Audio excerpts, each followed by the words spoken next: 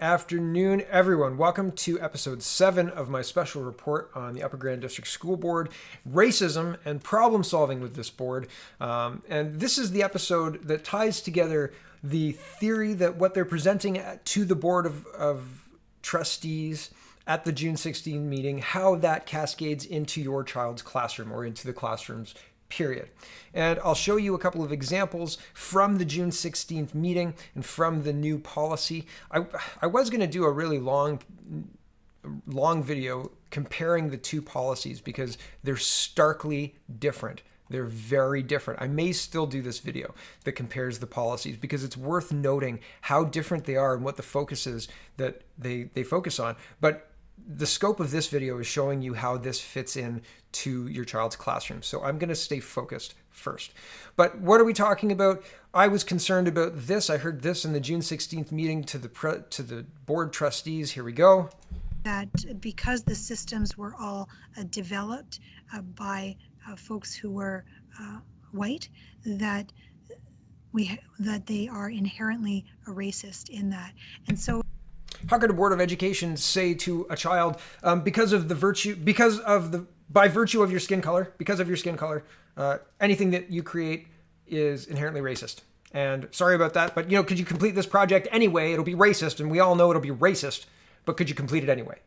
I think that's incorrect. I think that is absolutely abhorrent for a Board of Education, Well, I tried to solve the problem. And when I tried to solve the problem, the superintendent in charge of inclusivity and equity says, I've seen it. Thank you. Best to tell staff to ignore him.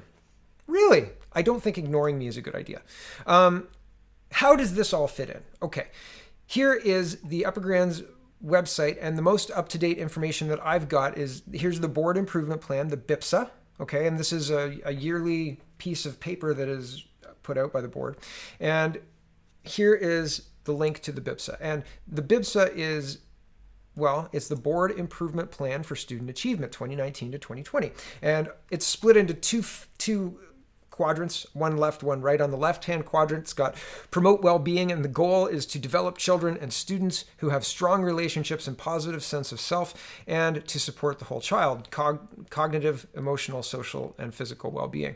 And on the right-hand side, it says ensuring equity, goal to ensure all students will be inspired to reach their full potential with access to rich learning experiences. Now, it is my opinion, hold on.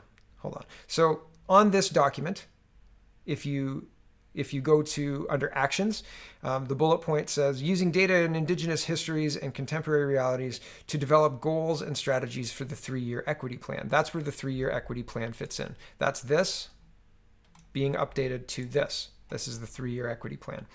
You'll also note that this is a 2-year plan, 2017 to 19 for the 3-year plan, but that's details we'll get to in just a minute. Okay, so that's how this fits in. And this 3-year equity plan, it says, carrying on, to increase the understanding of our First Nations, Métis, and Inuit students' needs and to develop goals and strategies for the bullying prevention plan and safe, equitable, and inclusive school strategy.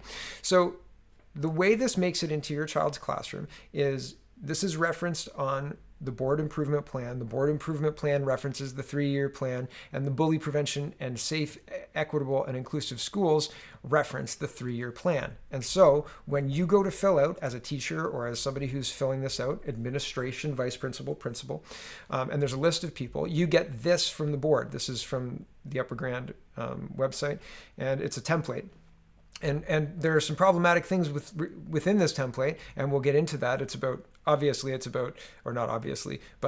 it's unsurprisingly is what I meant.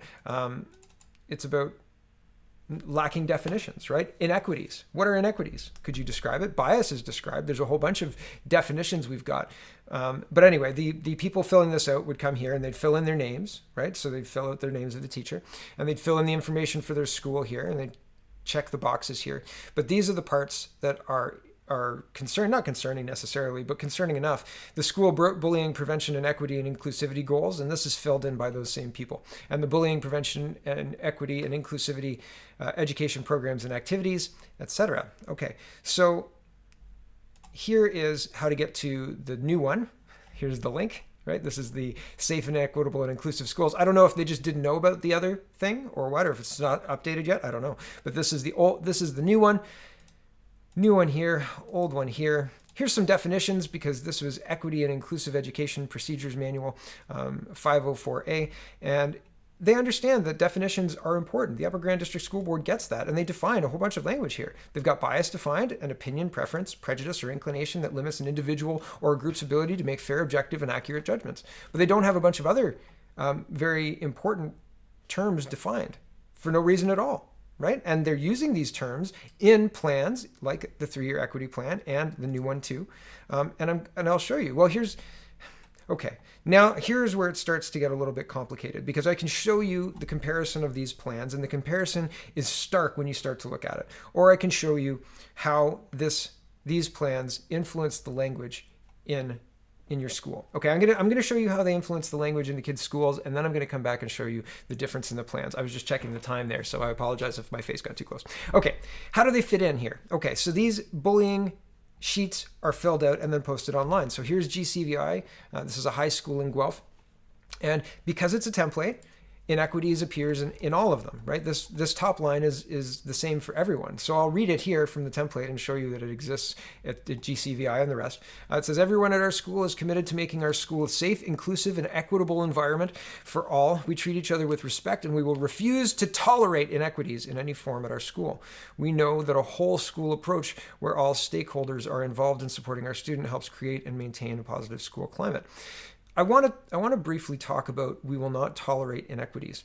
During the 2016 or the June 16th meeting, and I think it's here, not there. Yeah, during the June 16th meeting, they're talking about changing the philosophy of how to train kids. It used to be a passive, they would be taught to be kind, right? Like be nice to other kids, but if another kid's being XYZ, then they can be whatever they want to be and you be what you want to be, basically. And now they're changing that to pushing some activism. Here's Jessica Roden. Sorry, terrible with names, I apologize, but I mean, everybody who watches me knows that. Jessica Roden, and listen to what she says about a shift in how they're educating the kids, right? Here we go. Intentional in the language, in the naming, in the focus, and to move us from perhaps, if I may, areas of comfort around being kind people who give back, people who are considerate, into people who are incredibly intentionally thoughtful and action-oriented in making change. Instead of teaching kids to be kind, we're going to make them action-oriented to making change. That's at 29:30 in the June 16th meeting. Is that what I don't want my kid turned into an Antifa militant. Thank you very much. Keep your garbage outside of the classroom that my kid's in. Thanks. However, that doesn't appear to be possible. Okay. So here's King George. I was going to inequities, wasn't I? Right. So here's King George showing the same thing. And I'll go back to my point about undefined language. We've got bias defined in the Equity and Inclusive Education Procedures Manual. We've got bias defined. We've got a whole bunch of definitions. We've got a whole section on definitions, but we don't have inequities defined. And there's other words in here that are not defined as well. And very quickly, just even at the top here, under support, well, they don't have oppression and racism defined either. You'd think that would be important. You'd think that would be important, right? Like here's the handbook. Racism, oppression, it's not there. It's not there. And yet it forms the cornerstone of the actions, but it's undefined. And they say obtain awareness under support, obtain awareness resources in needed areas, anti-oppressive language, anti-racism, both of those are undefined. White privilege, undefined. Homophobia, classism. What are they planning on teaching the kids? It's incredible. Okay, back to here's the real life GCVI again. Again, in this document, they understand the importance of defining terms, definition of bullying, cyberbullying, examples of bullying. They go through definitions painstakingly. And yet, at the important definitions, the important things that you can really have a conversation about, they do not. Okay, parents, community communication, and outreach strategies. This is the part of the form that the person filling out the form would do for would actually fill out, right? So here's the GCVI one. It says, we will communicate our bullying prevention and equity and inclusivity strategies and initiatives by, and I'm just going to read the highlighted ones, integrating bullying prevention and equity and inclusion into classroom instructions. They're clearly stating it. We will use this in classroom instruction. Okay? Clear, that is as plain as day. And it may seem kind of like not a big reveal, like, oh, but they say it directly. They are using this in classroom instruction. Undefined language and all. Back to this. Informing parents and school volunteers of procedures for reporting incidents of bullying and inequity. School bullying prevention and equity and inclusivity goals, support staff in addressing issues of equity and inclusion through classroom instruction. Again, they're in classroom instruction discussing equity and inclusion. Bullying prevention. Our school currently implements or will implement the following bully prevention and equity and inclusivity education programs and activities that focus on developing healthy relationships and provide leadership opportunities for our students. Character education initiatives. Character education initiatives. I haven't heard that before. Character education initiatives. That's new. That's interesting. That's notable. And it's on more than one. There's student leadership and mentoring, student success, social skills and healthy lifestyle, that's CYC, but less important. Scroll down here. Reporting incidents of bullying. When responding to a bullying incident, our school staff use a progressive discipline approach. Use of progressive discipline approach. A discipline supports a safe, inclusive, and accepting learning and teaching environment in which every student can reach his or her full potential. Strategies may range from early intervention to more intensive intervention in cases of persistent bullying, with possible referral to board support personnel, community, or social service agencies. These may include, but are not limited to, character development strategies and programs, restorative justice practices, written or verbal apology, community service. Restorative justice quickly turned into social justice when I was working actively in schools. We had restorative justice, and then all of a sudden people were calling it social justice as if it was an interchangeable term, which was interesting. Okay, this is the King George one, and see, it says the same thing. Everyone at our school is committed to making schools safe, inclusive, and equitable, all undefined, for all. We refuse to tolerate inequities, and they're going to make kids act and be more active in action, right? Instead of being passively kind. Thank you. They can be passively kind. I think that's much better. Okay, here is parents, communities. This is the part where they fill in. I'm just going to highlight again. This is a different school, so different people, different words. But it's the same. Parent, community, communication, and outreach strategies. We will communicate our bullying prevention, equity, and inclusivity strategies and initiatives by integrating bullying and prevention and equity and inclusion into classroom instruction. They are teaching it directly. Where does it say that in the curriculum? Informing parents and school volunteers of procedures for reporting incidents of bullying and inequality at the November school council meeting, assisting parents to build awareness and knowledge so they may support our school bullying prevention and equity and inclusive strategies, bullying prevention and equity and inclusive strategies, education programs and activities. This is what's happening in the school. It says increase student awareness of issues that may negatively impact others. Continue the implementation of character education, including incorporating Indigenous ways of knowing through grandfather teachings. What's character education? Exactly, specifically, what is it? Because I have no idea. Number 5, increase students' demonstration of their knowledge of our character ed plan through daily actions. What's character education? Anybody at King George, if you can comment in the comments, I would love to know what character education is. If you don't know, I'd love to know that you don't know. Back to this. Bullying prevention and equity and inclusive education programs and activities. Our school currently implements or will implement the following bullying prevention and equity and inclusive education programs and activities that focus on developing healthy relationships and provide leadership opportunities for our students. Number 2, character ed monthly assemblies and intergrade buddy activities to build relationships through the school. Use transformative learning community activities at staff meetings and in class meetings. What are transformative learning community activities? Demonstrate conflict resolution, positive character traits, and executive functioning strategies at monthly assemblies, as well as through the school Twitter feed, on the Front Foyer TV, and through announcements.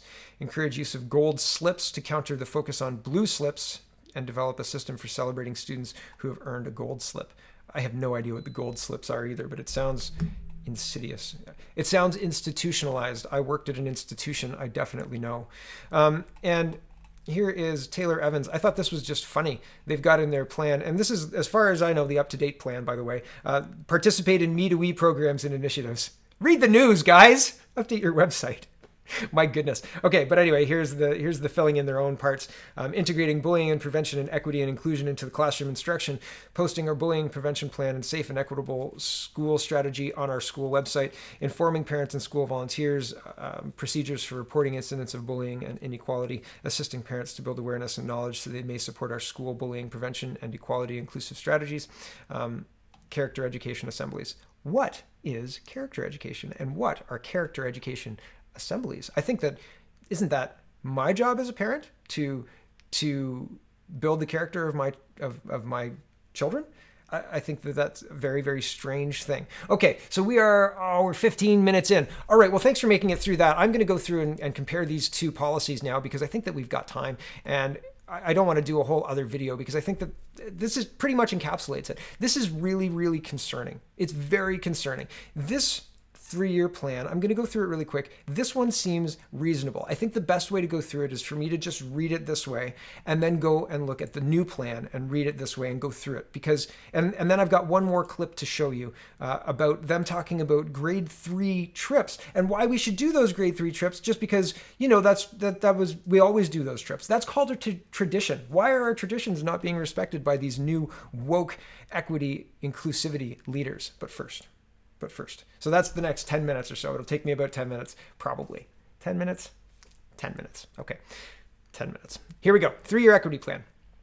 And remember, this is a part of the board improvement plan. Okay, the goal is to ensure students are inspired to reach their full potential and to develop children and students who have strong relationships and a positive sense of self and to support the whole child, right? So like the purpose here is the child. We're not on a witch hunt for racism.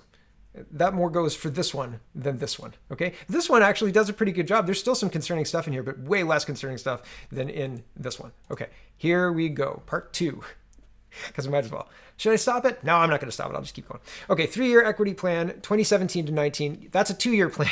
2, not 3. 2-year equity plan in lieu of 3-year plan. Okay, anyway. At the top, it says strengthen inclusive and culturally responsive and relevant teaching, curriculum, assessment, and resources. I'm just going to go through the goal and the actions. I'm not going to talk much about the strategies and outcomes. It's a little bit dry, okay, but it's worth it. I promise. Okay, so the first goal is schools and classrooms are inclusive, safe, and welcoming for all students. They complete yearly equity walks, provide learning resources, and create Google Doc of equity curriculum, okay? The second one is professional development is focused on equity, inclusion, and human rights, and they say they provide professional development for teachers and administrators on bias, stereotypes, and racism. Again, racism is not defined in their documents.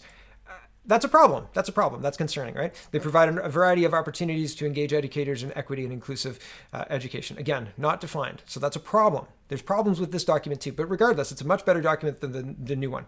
The third point for this one says professional development opportunities and resources are differentiated, align the work in equity and inclusion with First Nations, Métis, Inuit, curriculum, and special education plans. So that's all talking to this overarching goal of strengthening inclusive and culturally responsive and relevant teaching. Okay, and the next one, support student pathway choices. I think this is a great goal. All students are supported in achieving their maximum potential and choosing appropriate pathways to work, college, apprenticeship, or university. Identify and examine systemic barriers that limit students' ability to achieve and pursue their chosen pathway after graduation.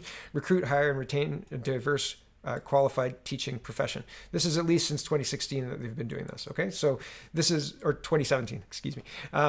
But even before that, this is part of the language. Like this is part of a document like this and has been for a long time. And if you have a student who is destined for university, then you prep them for university. If you have a student who is destined to be a laborer or somebody who's working in a factory, by their choice, not by your choice, not by the guidance counselor's choice or anything to that effect, but if they're saying, listen, like this is where I want to go with my life and this is kind of what I'm thinking, then your job is to help them and prep them. I think this goal is really good. It's absent from the new one, and that's unfortunate. They threw this one out entirely. They started fresh. The third one is address suspension, expulsion, and exclusion rates. Gather data on suspensions, expulsions, and exclusions, and on groups affected, collect, analyze, and report on suspension, expulsion, and exclusion data, provide additional supports to schools where racialized issues are increasing, train staff on positive preventative measures for addressing student behavior, using the support bias-free progressive discipline in schools seen here. So thing is, they've been looking for bias and racism since at least 2017, and they still haven't found it. And now they're going on a hunt for it, a witch hunt for it. Back to this number 4, I guess. Develop a consistent approach to the collection and application of voluntary voluntary provided student identity data, collect and analyze and report on voluntary provided student data. And this is gathering information. I'm not going to go through this. It's a little dry. The last one is increase parent and community engagement in equity and inclusive education. They don't want my input. They're doing everything they can to shut me up, despite my request to be included in the steering committee and included in conversations going forward. Everything they can. Back to this. Parents and guardians and other community members are valued as important resources in creating and maintaining inclusive and equitable school communities. Until the new, so we're done on the first one. I think that there's a few issues with that, but overall, much better. Here's the new one. Okay, this is 2019 to 2022. And at the top, it says, identify and name bias, oppression, and racism through reflection, evidence, voice, feedback, and data.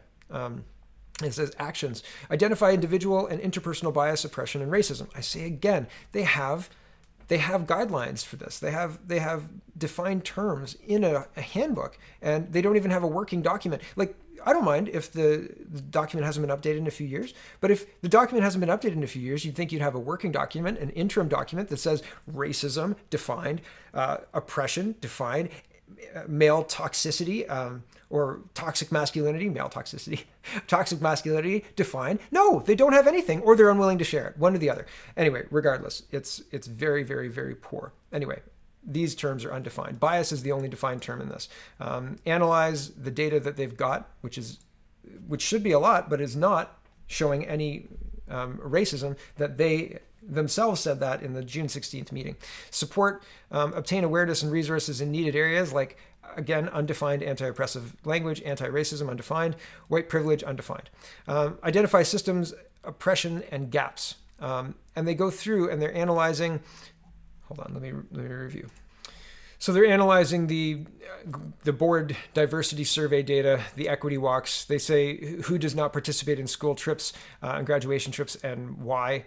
Board policies through an equity lens, practice and services provided by vendors to the board, report cards and pathways data, suspension and expulsion rates, hiring practice and gaps in diverse staff representation in all positions.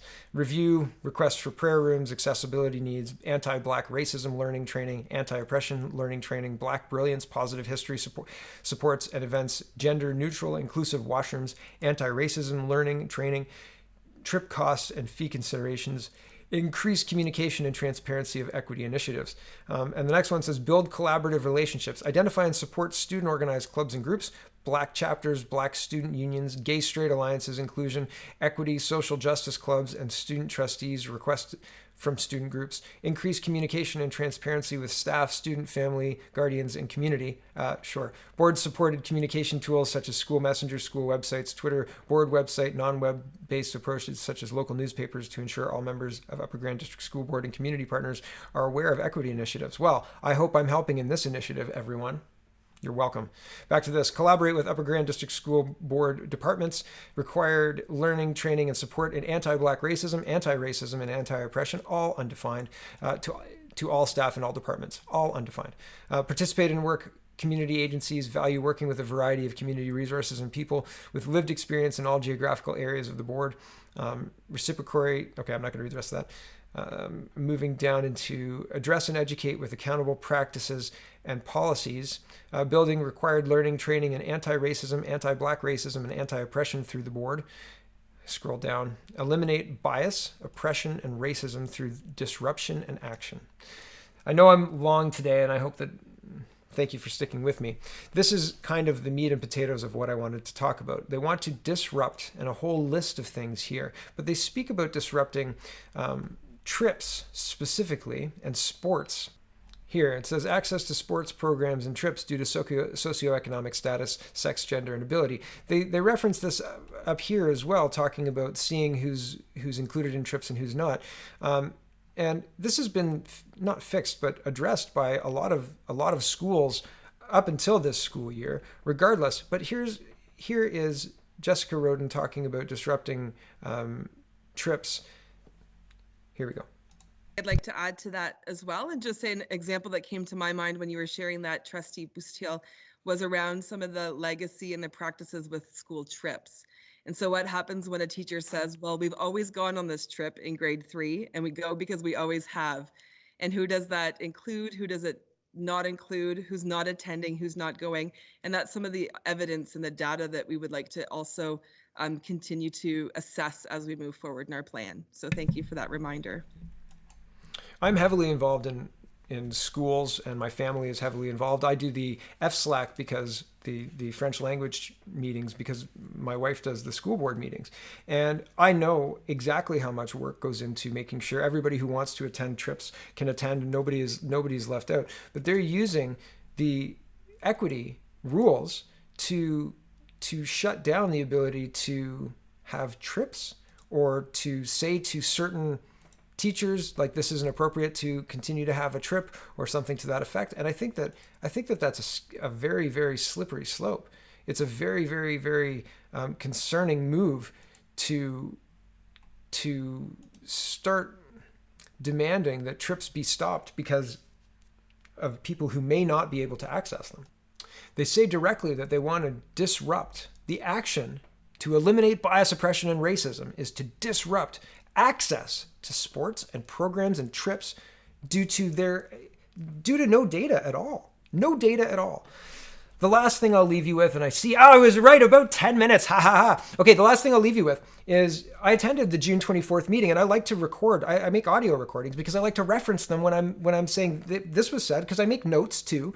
But I like to make an audio recording because if I think somebody said something, it's better to be able to listen to it again. So I make audio recordings of meetings that I attend. So I attended this meeting on the 24th of June. And at the end of this meeting, Jessica Roden says that they're going to disrupt, and they're committed to this. And well, I'll let her speak for herself. I'm not going to show any video or anything to that effect. This is just Jessica Roden. And this is what she said at the end of this June 24th meeting. This is concerning because it has real impact on your child's classroom, not just in character training, whatever that is, not just in character assemblies, but in access to trips, due to somebody's unwillingness to look at the data that has been collected since at least 2017, at the fact that a whole bunch of this stuff is undefined, and they're being celebrated. These people who are trying to shut this stuff down, they're being celebrated as if they're bringing equity. They're not bringing equity. They are not bringing equity. They are disrespecting the traditions and the good work that has been done by this board up until now, up until a few years ago, because a few years ago, things in education went completely bonkers. And that's why I left. I promise. I was in the classrooms and I loved it. I was very good at working with children. Very good, believe it or not. But the policies went crazy. Here's Jessica Roden. And I already did that for you. Oh, thanks, Glenda. Gotcha. And thank you so much for everything. And we will, I can tell you right now, the 3 adult faces in front of you are dedicated to be disruptors, to educate ourselves and others, and to move action forward in our board. And we all don't put that in the notes though. all of us have children in this board right now or recently, and we are living here, and we are absolutely dedicated to this work. I'll let you know as well. It's a Zoom meeting, right? There's like 10 people on the screen. There's one child, and there's a couple of people who are icons, right? Like they don't have their video camera on, but there's more than 3 adult faces. So she says the 3 adult faces in the room. How, like, the arrogance of these people is absolutely beyond the pale. There is clear problems with the definitions for basic terms used in this plan. And plan, you can use the term very loosely. Please go through it. I've done a very 30,000 foot, maybe 10,000 foot look at this, but there's more in here, and it is very, very concerning. I know this is long. I thought maybe we'd be short. I could have stopped it after 16 minutes. I'm just talking now. I apologize. Thanks for watching, everybody. I'll update you if anything else happens. I think that we'll see. I've got some things pending, waiting to hear back, so we'll see. I'm certainly not done. Thanks for watching. Check out CanadaPoly.com. Check out CanadasReport.co. And if you want to help, talk to these people. Hold these people accountable. When they say, don't worry, it's not impacting the classroom, it is impacting the classroom. You can follow the paper trail. I hope that I've shown you how. All the links are here, right? BIPSA for the old one, this one for the new one. This impacts. The links are direct here for the Upper Grants bullying prevention plan, and then you can show some examples of what's on these plans, what's concerning. Have some questions. Ask them, what is character education? Why are you still using me to we, Taylor Evans Public School? Ask questions. Ask questions. These people work for you. Call them. Hold them accountable. Say, what are you talking about? What is white supremacy? Can you define it? Because I see on your Equity Inclusive Education Procedures Manual, that's not defined. White supremacy. What is that exactly? Specifically, if we're going to use it and if we're going to educate people about it, we should maybe define it, eh? What's toxic masculinity? These people being in these positions are not helpful. Thank you for watching.